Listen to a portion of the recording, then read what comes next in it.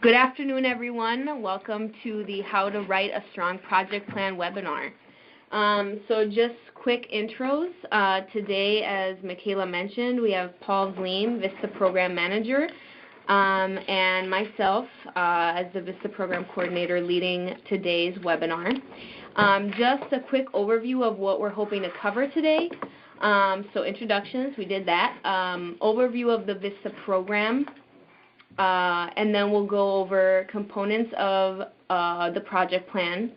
We'll look into VISTA work in terms of capacity building versus direct service. Then we'll go over some VISTA roles, responsibilities, and limitations. And finally, the VISTA program timeline so that you know of upcoming deadlines. And finally, we'll look at some questions that you might have. So just to have a conversation here about where does AmeriCorps VISTA fall in the broader landscape of national service.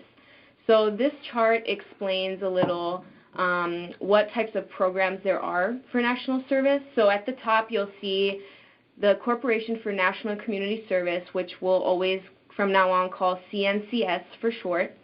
And then there are branches under AmeriCorps.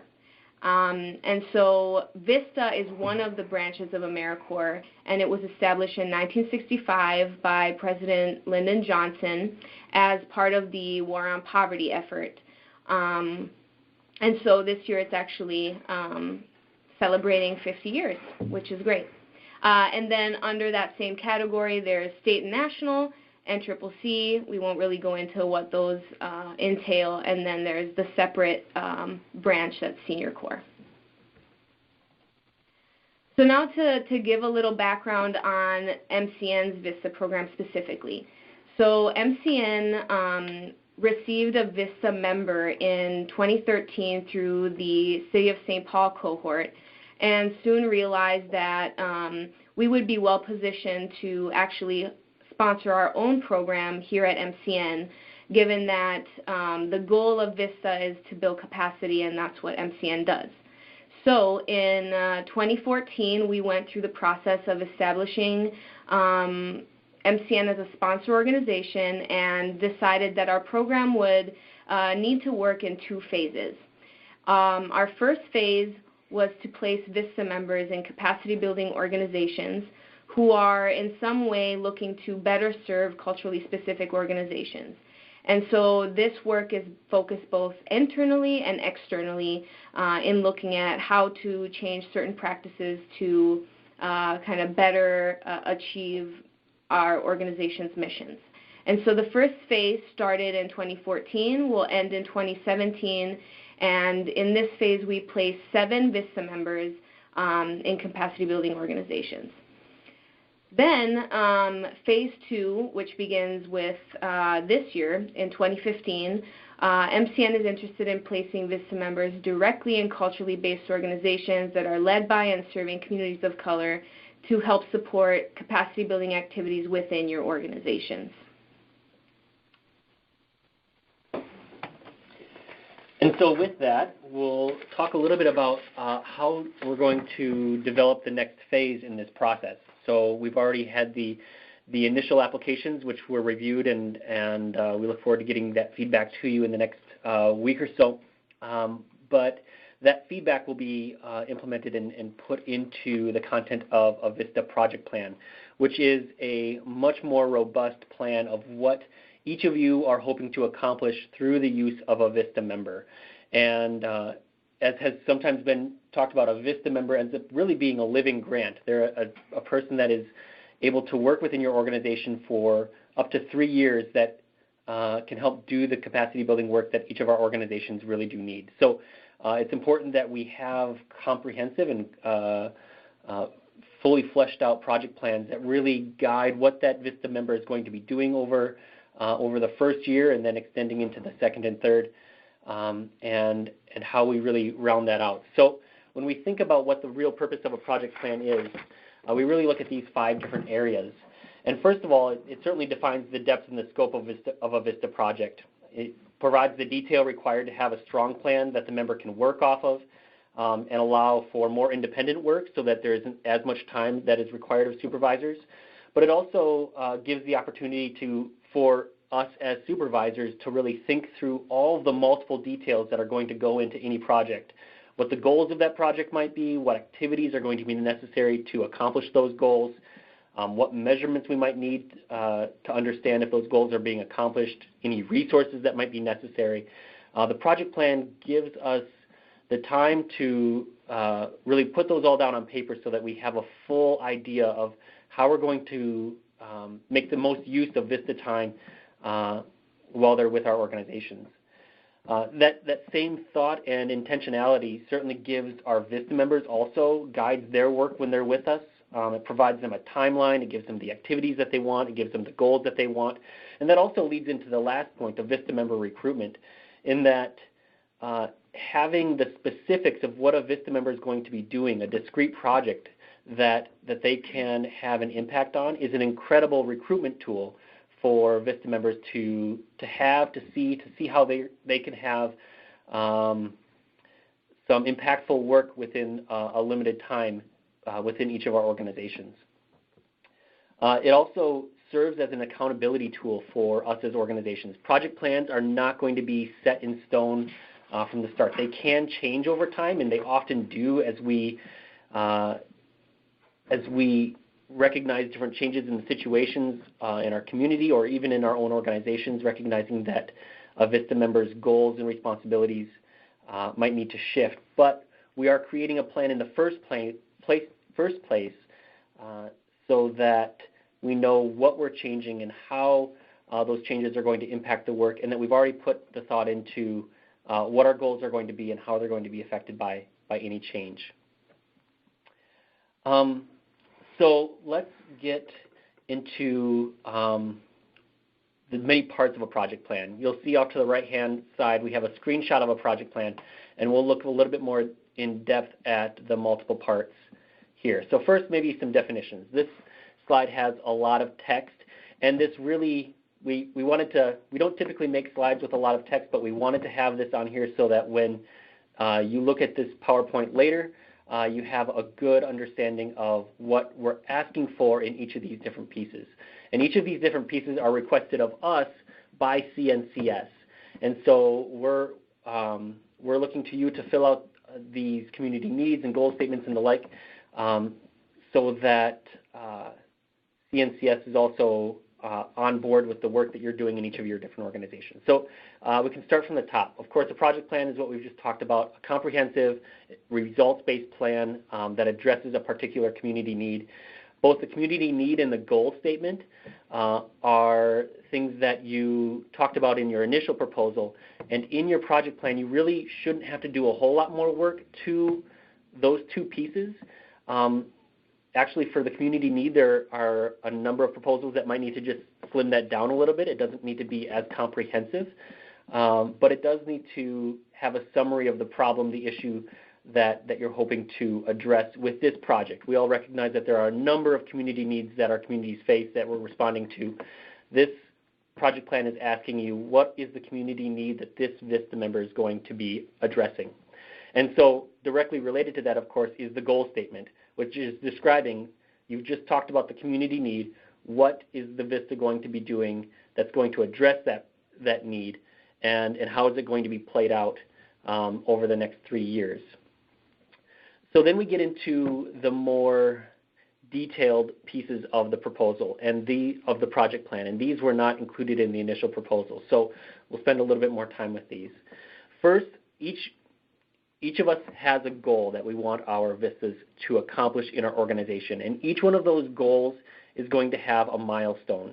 Some proposals, some foundations might call these outcomes, as in like mini goals that help us feed into our larger goal, but CNCS calls them milestones. And so what we see is that each goal will have multiple milestones. And so a milestone is an anticipated result that the organization, each of your organizations, hope the VISTA will achieve over the course of their time.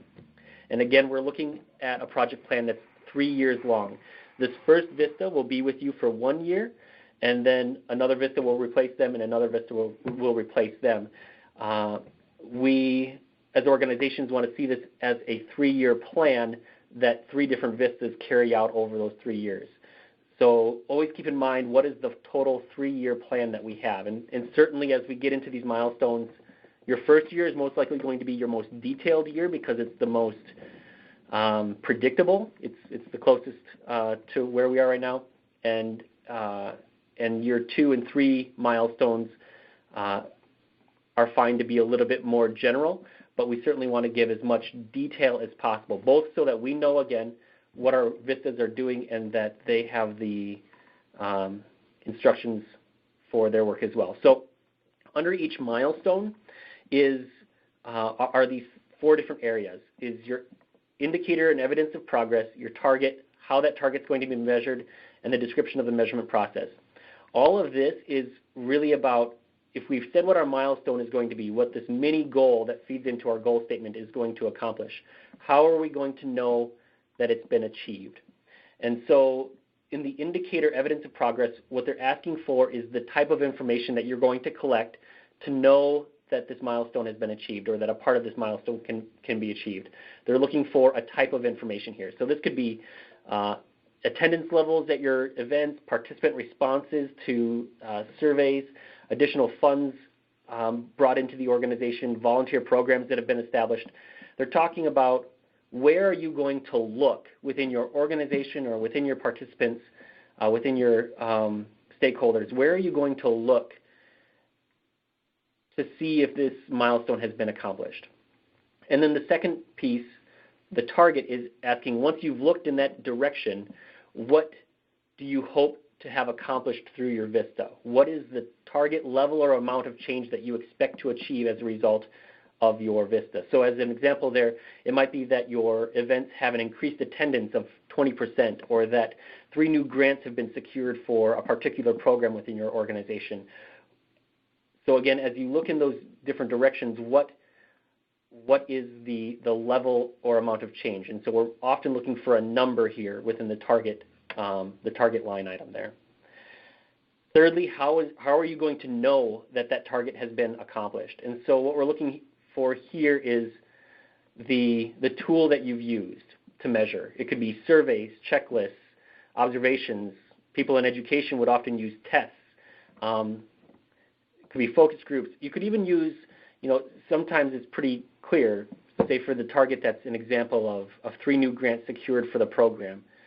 The way you're going to know that is because they're in your organization. They've been put into your books. And so one of the tools for measurement might simply be your fundraising plan or your monthly income and expense report.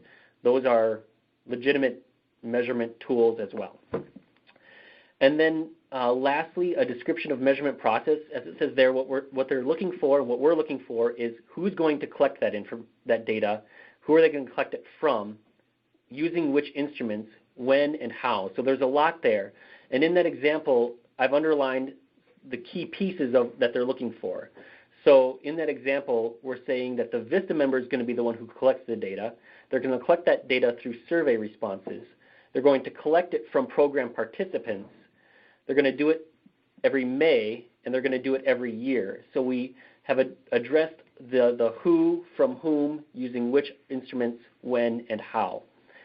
And as you're seeing here, we're getting quite detailed, but this detail and thought on the front end of these projects is going to help us explain the value of what VISTAs are doing in our work later, and is going to help tremendously later.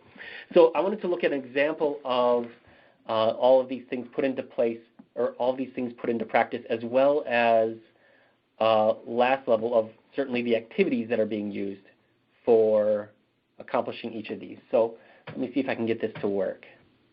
I can get that a little larger.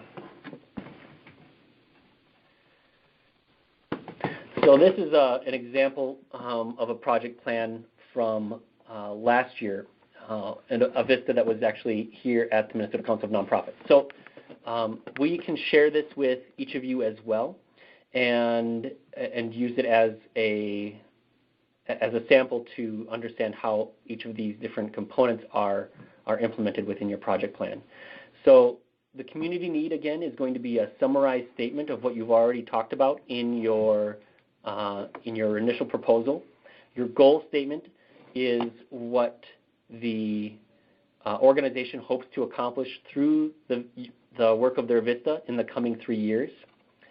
And then we have our milestones. So in this case, the milestone was to develop a strong understanding of the strengths, needs, and learning modes of organizations led by and serving communities of color, and develop resources with improved accessibility for those leaders.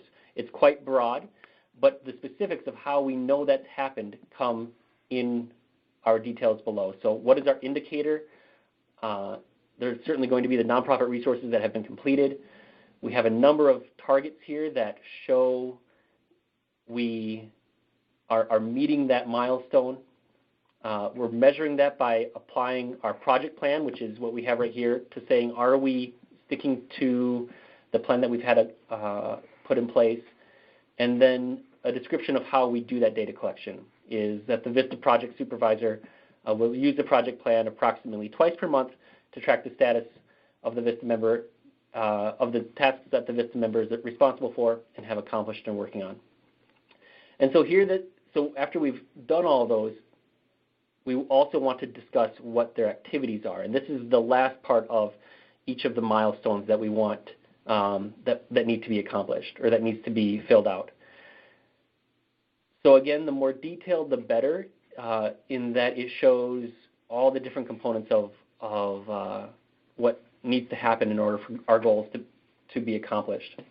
So in this particular example, we said that the VISTA needs to engage MCN systems, and we talk about all the different systems that might be necessary to engage.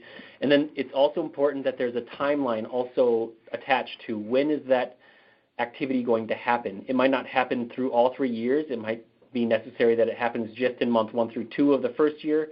It might be necessary that it happens in month 1 to 2 for all 3 years, so that as a new VISTA member comes on board, they're getting acclimated and begin to understand each of your organizations.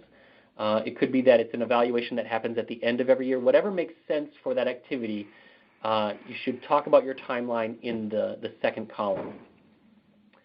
And again, we have a whole number of list of activities here. I'm not going to go through all of them, but I wanted to show this to you, both to show the level of detail that would be most helpful for each of you to work on as you think through how the VISTA member is going to work in each of your organizations, how best they can meet the goals that you have for them, and then also attaching a timeline to those activities so that there is a level of accountability of how well are VISTAs and how well are each of our organizations accomplishing what we want to accomplish in the limited time that is available here.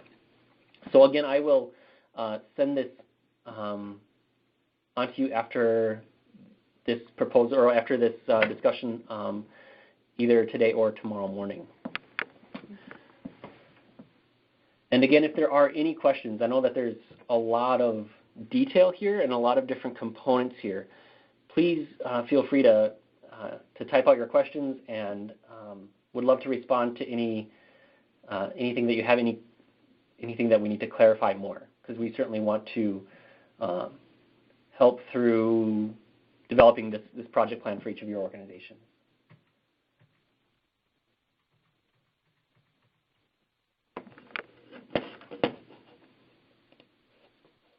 All right. So just briefly talking about how each of those activities and milestones needs to be crafted. CNCS and the AmeriCorps VISTA program, the AmeriCorps VISTA program in particular, is focused on capacity building within our organizations. Other components of CNCS, like AmeriCorps service, do focus on direct service, but the VISTA program is solely focused on capacity building, and CNCS is quite clear that they only want their VISTAs doing capacity building. So we wanted to take a little bit of time to talk about what CNCS is looking for and what is meant by capacity building versus direct service. So first, the definition of capacity building. So capacity building is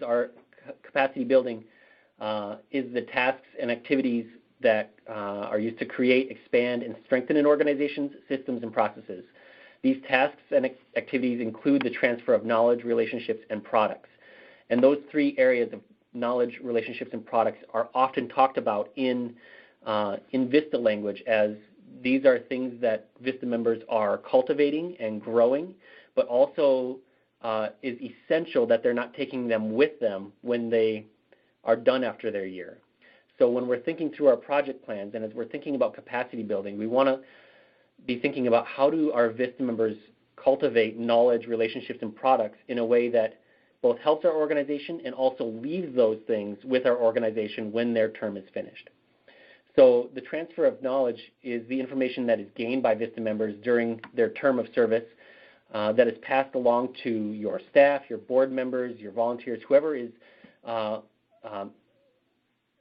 going to most be benefited by that knowledge. Transfer of products are the deliverables that are created by VISTA. There's a picture of books there. I mean, it could be a user manual. It could be policies that are created for your organization. These are the deliverables that when their term of service is done, that they've passed that on to your organization and they've been incorporated into your organization so that it is a key part of your new systems and structures.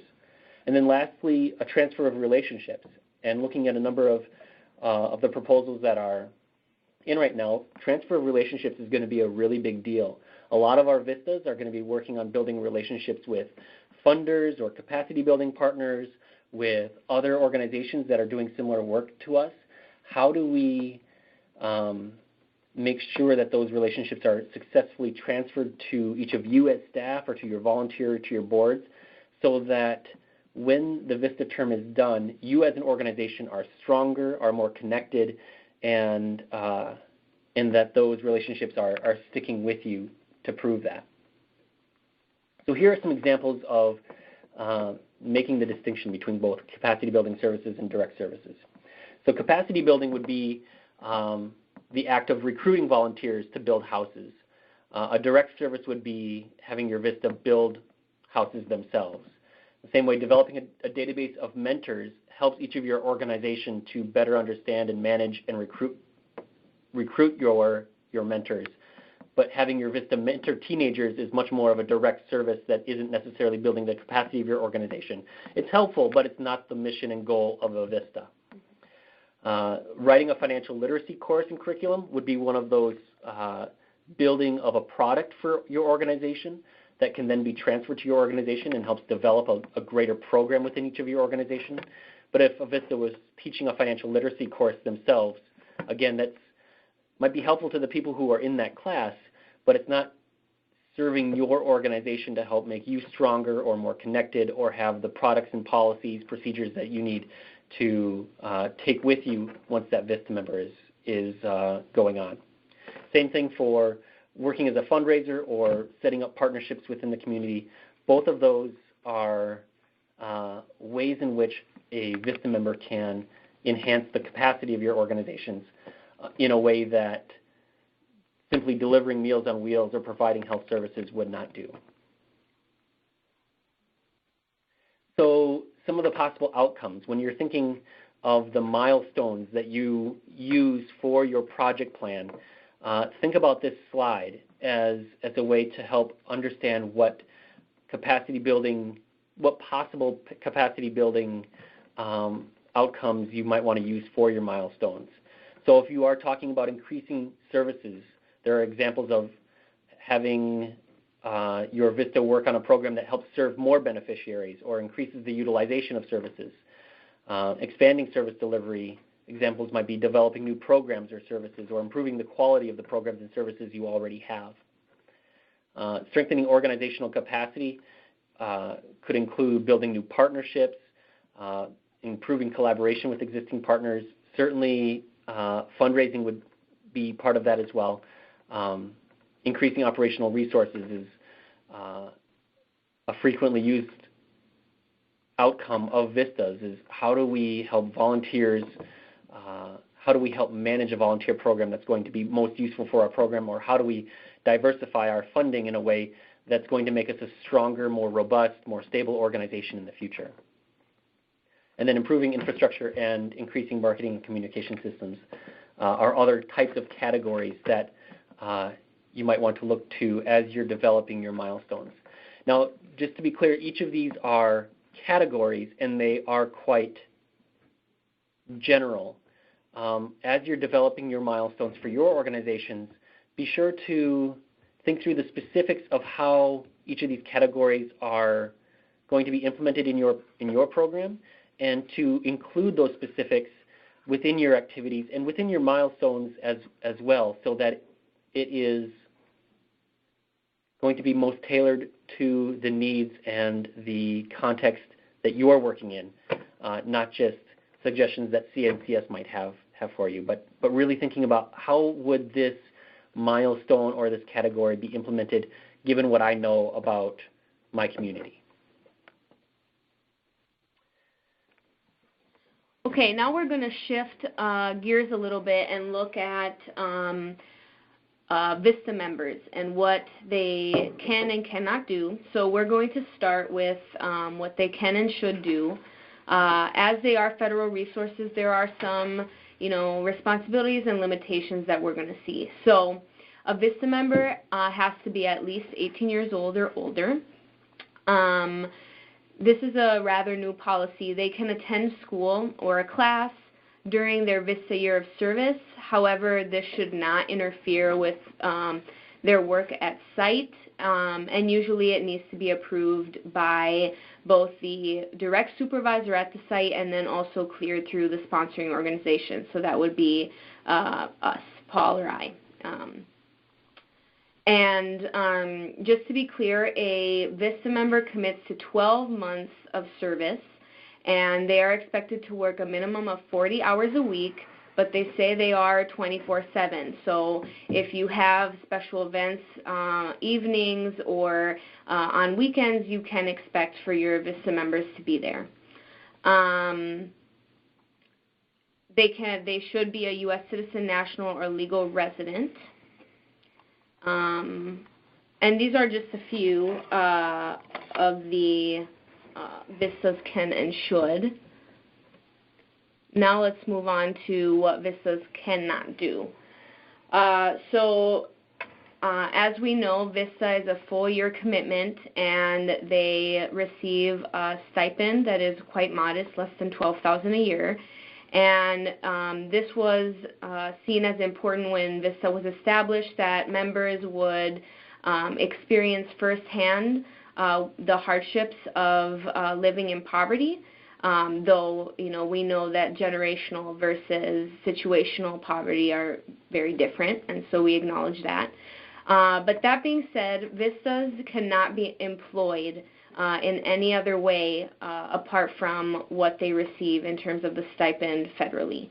And that's very important to know, and very important to just say up front when you are recruiting and interviewing your VISTA, because that can deter people from serving.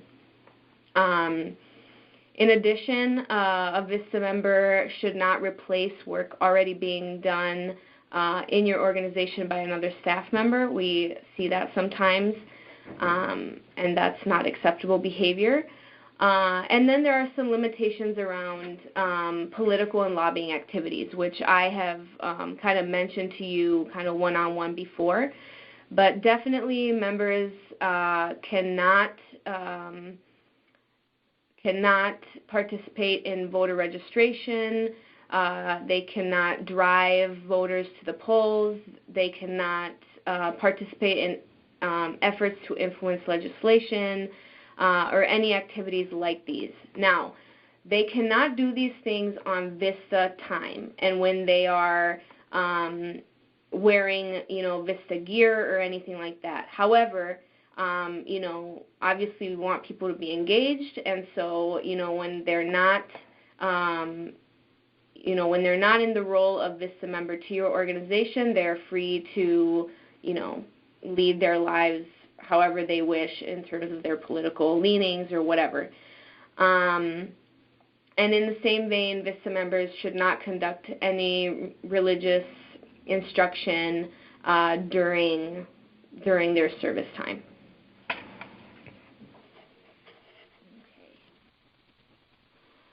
So now we'll look at what host sites can and cannot do. So it is a requirement by CNCS that a VISTA be provided a comfortable work environment. This means reasonable office space, use of a computer, phone, email access.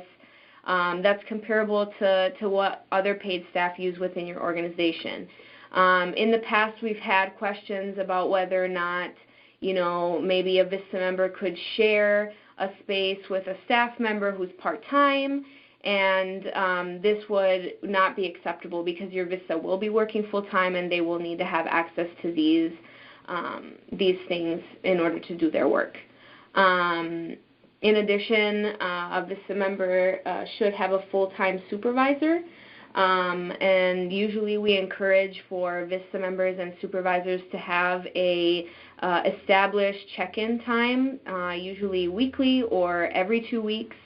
And we see that usually the highest reason for a VISTA to leave their site is because their relationship with the supervisor wasn't satisfactory to them. And most of the time you find out that they weren't having check-ins, regular check-ins.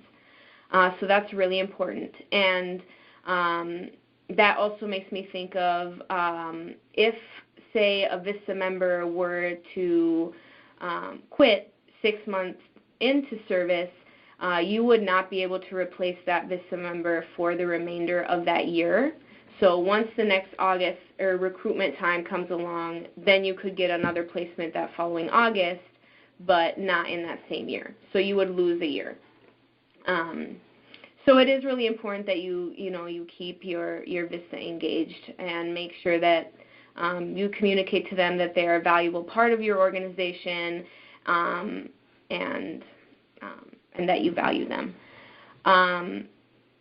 So in terms of what I mentioned earlier, a VISTA member cannot work another job, and in the same vein, a VISTA member cannot be given money or gifts that would, or like a gift card to a grocery store, anything that would add to the stipend that they receive. However, there are some loopholes and some ways that we can support our VISTA members. For example, housing stipends are allowed, but only if they're paid directly to the landlord. So I could decide that every other month I'm going to pay $200 to the landlord that goes towards, the VISTA member's rent. In the same way, you can provide transit passes, but not directly. You cannot give money directly to the VISTA member to then go buy the pass. You would have to buy the pass for them. And then your VISTA member should not be receiving gifts on a regular basis. If it's here and there, around holiday season or something like that, then that's fine. But for the most part, that is discouraged. So I see I have a question, so I'm going to gas stipend for their cars. Yeah, so there's a question about whether or not you could pay gas money for their travel, and that is highly encouraged. In fact, we have a policy for reimbursement. The way that works is that the host site would be responsible for reimbursing any travel that the VISTA member would do on your behalf. So this wouldn't include daily transportation to work, but if they get to work and then they're going to be having meetings off-site, then you should offer to reimburse that.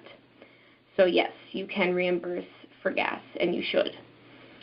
Are there any other questions around what VISTA members can and cannot do? Okay, well, if you have any, I'm checking the chat box, so feel free to send those. So now we're going to move on to kind of an overview of next steps and what you can expect in terms of deadlines coming up. So the way things are going to go is that you will submit the project plan to me by March 6th is the deadline. And so if at any point between now and March 6th you want to have a conversation, have questions, please feel free to call or email me. And in fact, Sandra, the Associate Director at MCN, Paul, and I will all be in contact with you about also the notes that came out of the Advisory Council, which will help strengthen your project plan.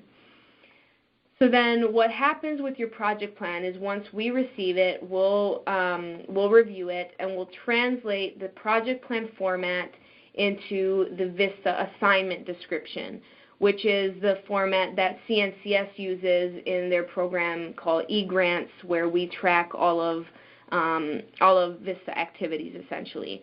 So, and the reason we do that is because we're just better able to kind of streamline that information, and it's just less work for you, and we can get it done easily internally. Yeah, and the project plan that we just went over is a much easier format to fill out and more useful for both you as a site as well as your VISTA in the coming months and in the coming 3 years. And so that's the plan that we encourage you to use.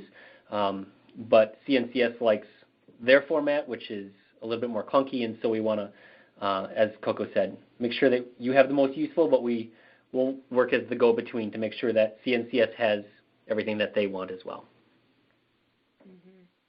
And so I see, yes, you will. I have a few questions about what materials will be sent out. So we'll make sure that you have both the link to the recording of this webinar and any templates or documents that we've referred to in this webinar. We will make sure to get those to you, again, by end of today or first thing tomorrow, so you'll be able to work through those.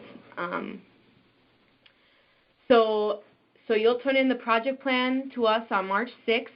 We will translate that into a VISTA assignment description, which then gets sent to CNCS for approval, and that deadline for us is April 1st, so you don't need to worry about that. We'll worry about that deadline. And then really we're going to be moving into VISTA member recruitment activities.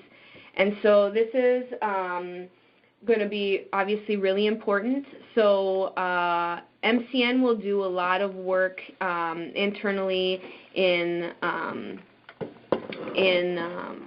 developing job descriptions that will go on our job board. And we have other ways in which we're going to be doing recruitment, visiting college campuses, specifically multicultural centers, student organizations that deal with social justice, racial equity work. So we definitely have some target networks that we're going after. But we know that a lot of times the struggle with VISTA is that often the members aren't always members of the community that they're working in or for. And that's fine, but it also would be a strength if all of you can recruit from your own communities and kind of create that that leadership opportunity for a VISTA member to be able to serve within your organization. And so there'll be more information coming from us about how to go about recruitment and how you can be helpful in that process with us as well. And so that'll happen during the months of April and May. Because we'll need to have final decisions on VISTA placements, VISTA member placements by early June to CNCS. And so we'd probably want to have those confirmed mid-May to late May. And then it'll be important to keep your selection, your candidate, engaged throughout the summer, because then they won't be starting until that August, so there's a couple months there where it will be important for you to maybe invite them to some of your community events and keep them engaged. And so then VISTAs will begin their year of service at your organization on August 5th, 2015. That's tentative, but it'll be close in there. So that concludes what we have for this webinar, and so now is the time we're going to open it up for questions that you might have on any part of the presentation.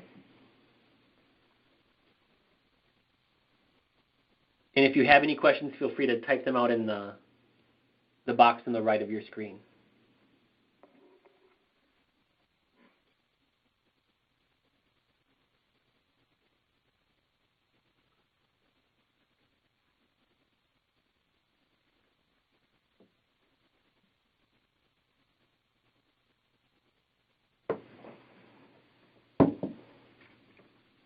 Okay. All right, well, we're not seeing any questions coming up, so either we did an awesome job or I don't know. But, okay, so we're back at the page with our contact information. So if you have any questions as you think through all this information that we just threw at you, feel free to reach out to Paul through email or phone call, and same here. I'm always available to talk. Thank you so much for joining us this afternoon, and we look forward to working with you to get these project plans into us. Thank you, everybody.